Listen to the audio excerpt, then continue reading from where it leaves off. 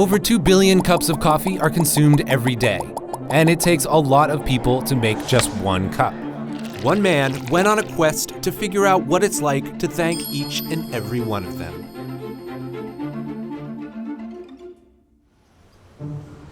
AJ Jacobs is a writer who lives in New York City. Hi, I'm AJ. And he's the first to admit he can be a bit of a grouch.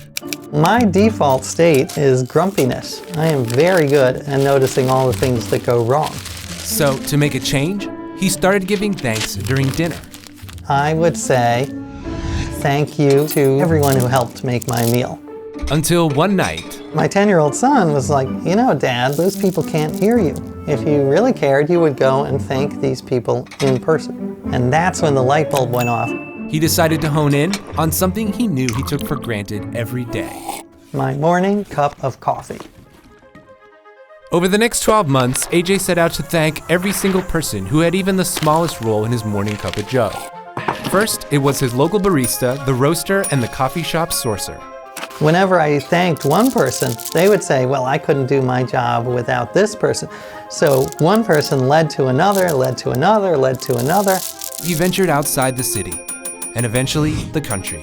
I thank the folks who provide electricity to the coffee shop, the engineers who provide the water, the people who make the steel, the farmer and the importer, the truck driver, the person who paved the road, and even the woman who painted the yellow lines in the road so that my coffee beans could safely arrive at my coffee shop. I remember I called the woman who does pest control for the warehouse, and I said, I know this sounds strange, but I want to thank you for keeping the insects out of my coffee.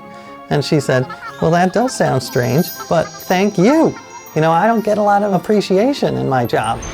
All in, AJ ended up thanking over 1,000 different people.